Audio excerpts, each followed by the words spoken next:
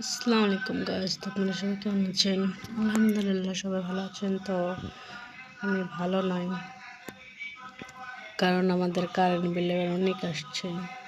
এমনিতে আসে আমাদের 600 কি 700 টাকার উপরে না, কিন্তু এখানে দেখেন 1700 টাকা বিল এসেছে। গত মাসে এসেছে 1200 টাকা। তো আপনারা বলেন, যদি এরকম বিল আসে তাহলে আমরা কিভাবে বাঁচবো?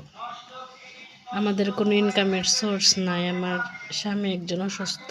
আমরা ধরতে গেলে অসহায়, কিন্তু কারেন্টের যে বিল আসছে, এই বিলে দেখেন কি করব, আমরা খেতেই পাই না। কিন্তু তারপর তারা বিল এত উঠালে আমরা কিভাবে কি করব?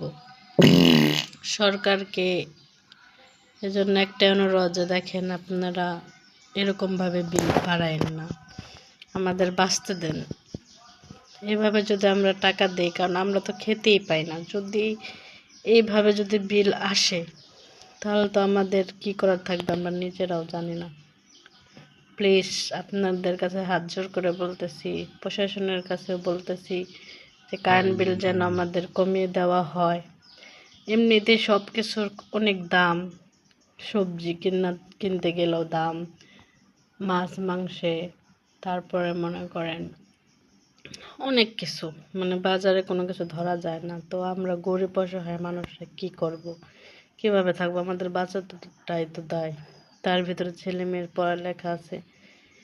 যাদের ইনকামের কোনো সোর্স নাই তাদের কি অবস্থা হবে আপনারা একবার প্লিজ বুঝেন। আমার স্বামী অনেক অসুস্থ, উনি কোনো কাজ করতে পারেন না, আমার দুটা ছেলে ছোট। এরকম অনেক হাজারো মানুষ আছে, এরকম অসহায় আছে। তো তাদের কি অবস্থা আছে? তাদেরও তো এরকম 2000 1000 এরকম উঠতেছে, যাদের হাইস্ট গেলে 200-300 টাকা হয়।